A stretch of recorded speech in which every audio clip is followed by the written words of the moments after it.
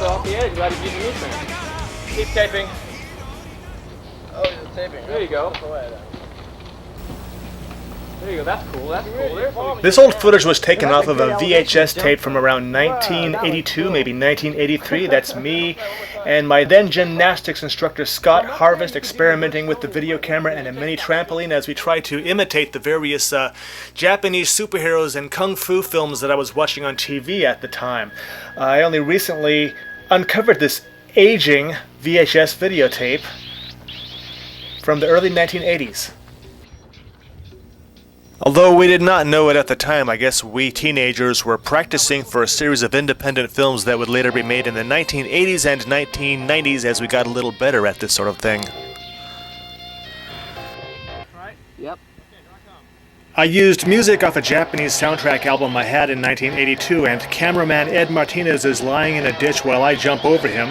That's me with the black hair. Scott Harvest had red curly hair and is doing the karate kick. Martin Wedekind looks on. Ed Martinez adjusts the lens. My acrobatic instructor from high school and Chabot College. I was never as good as Scott Harvest. But even my teacher makes mistakes. Here he is missing the trampoline and falling right onto Ed Martinez. I guess that's Ed Martinez climbing out of the trench because he did not want anybody to fall on top of him again, and so Barry Evans took over as cameraman while I did some more flips over the hole. But enough of these vintage recordings from 1982. We'll get back to those later in this episode of OC The Webcast. Anyway, welcome to the 10th edition of OC The Webcast. Next up, for now, I'm going to have another edition of Vintage Review. This one was recorded in a foreign country.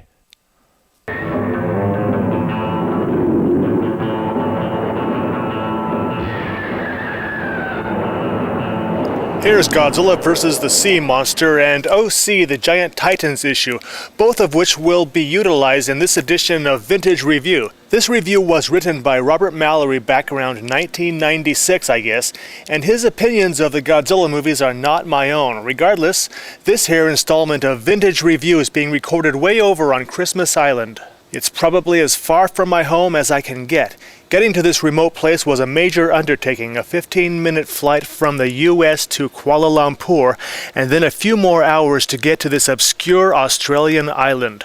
Once at this tropical place, I attended a Chinese festival at a Taoist temple that's over 100 years old and enjoyed free beer, celebrations of legendary folklore of a monkey god related to both Hanuman and my hero Sun Wukong the Monkey King, more free beer, and Chinese food. The flies were everywhere, so it's a little disheartening to know that I ate germs left by shit-eating insects. So if I end up on an episode of Monsters Inside of Me, you'll know why. We came here to see nature's famous wonder, the massive land crab migration. We escorted crabs across roads so cars wouldn't smash them. But there were the usual mishaps and injuries, whether or not the video cameras can fully convey that. Alright, I just lost blood again. Happens on every trip. I don't know what it looks like, but I banged my head on that rock. But it was well worth the bump on the head because the location is a fun little underwater cave called the Grotto.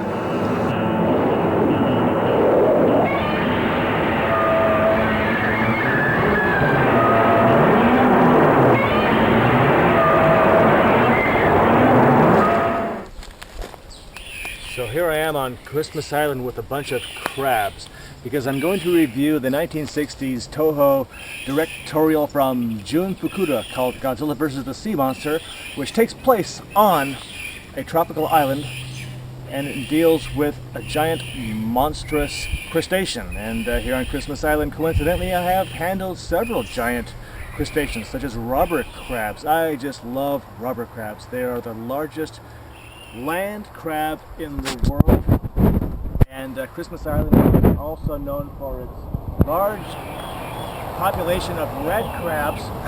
And here I am among thousands of red crabs here in this rainforest, and I shall read a review of another crab movie, Godzilla vs. the Sea Monster, also known as Ebirah, Horror of the Deep.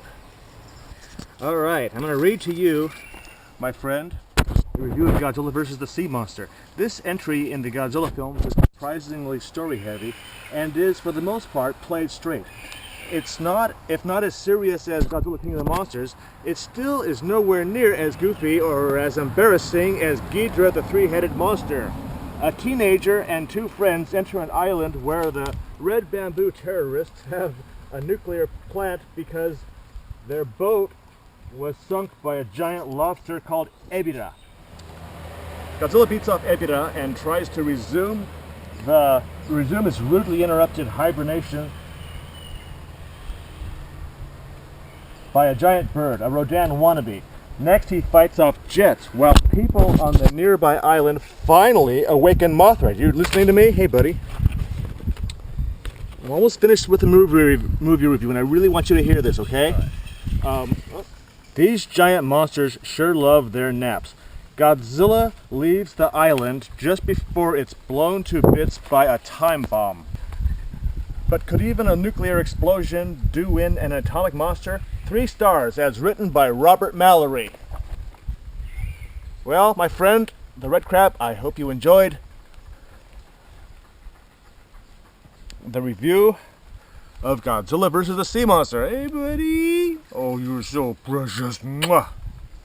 Do they pinch? It doesn't pinch, huh? You're a good guy. These guys don't. Wants to. Mwah. Okay. He's getting pissed off. He's bubbling up. All right. You're free to go now. Oh, you want to come back? You like me now? Oh, I have a way with crabs. Haven't had this many crabs on me since I was a teenager, actually.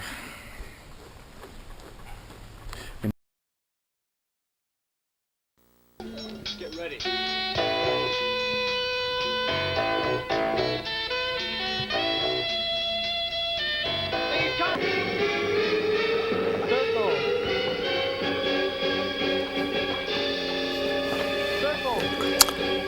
Ah yes, more old flashback footage from around 1982 as cameraman Ed Martinez tries to direct Scott Harvest wearing the ninja hood. Scott Harvest is battling it out with Barry Evans, myself, Lonnie Foster, and Martin Wedekind. Just a random fight scene that we did not really choreograph, but we were just having fun, but you gotta start somewhere. Anyway, up next on this edition of OC The Webcast will be a convention review for the convention G-Fest 2012. Here you see special guests Akira Takarada, Robert Scott Field, and Bin Furuya at G-Fest 19 in Rosemont, Illinois. This fun sci-fi convention took place at the Crown Plaza Chicago O'Hare from July 12th through July 14th. Mr. Damon Foster coming by? And he's holding the food. Holding the food. Oh, okay. This is 2 years ago. Yeah. Trying again. You know everything. You know everything. Okay.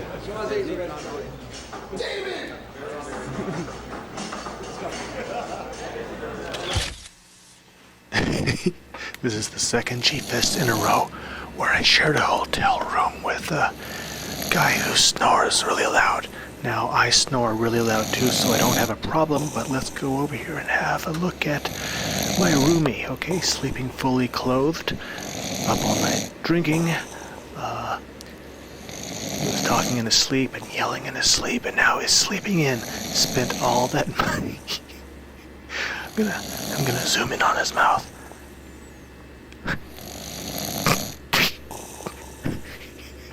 He spent all that money for expenses for a hotel room.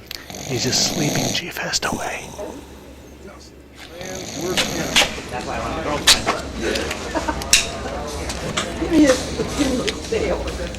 This year is the 45th anniversary of the Ultra 7 TV show, which stars Bin Furuya as Amagi, and Ultra 7 is actually my favorite of the Ultra Brothers programs. It is as close as the genre ever came to being serious science fiction, Ultra 7 being the most intelligently written of all the Ultra Brothers programs, in my opinion.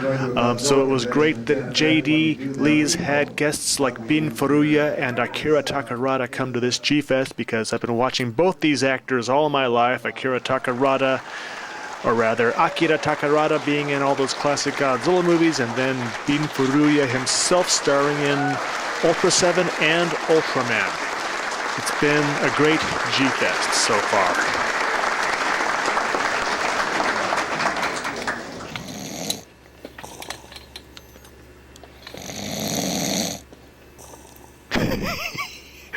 It's ironic that Danny continues to sleep because he's the one who gave me the DVD of Gyakushu Orochimaru, a 1955 movie directed by Tai Kato, one of the rare Japanese fantasy sci-fi daikaiju movies that I was talking about when I showed clips from some oddball films that even most Japanese sci-fi experts are not familiar with.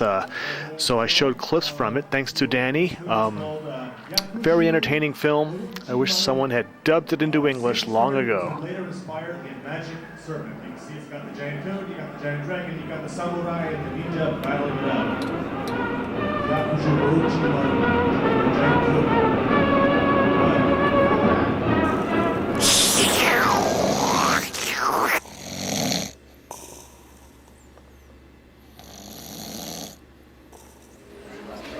I want to start it after I take the counting. Okay, here I am at G-Fest 2012 at the dealer's table with Linnell Bridges. It's been a great G-Fest. I do wonder what Danny Tokars is doing.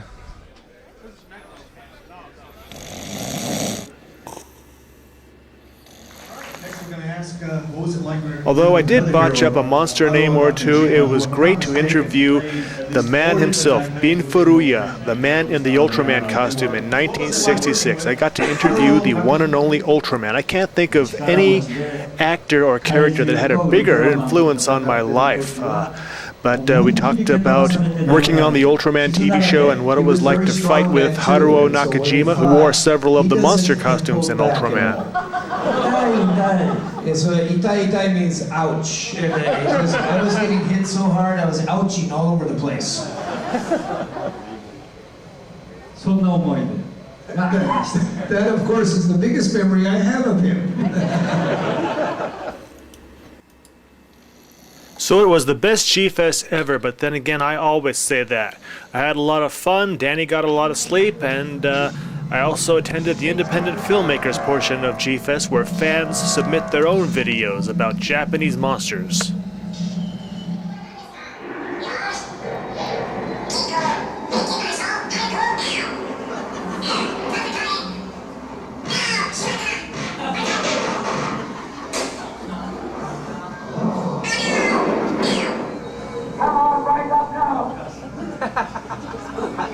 Where am I? What's going on? What am I doing here? Whoa! Ow!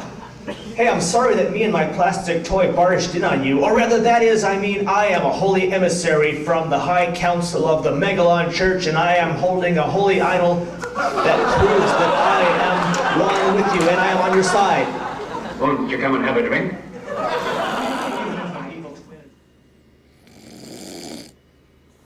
Kito Gadzukuta Roboto Dakedo Jetjaga Jetjaguar Yatagegaya UK Heiwa Mamo Rutame Namo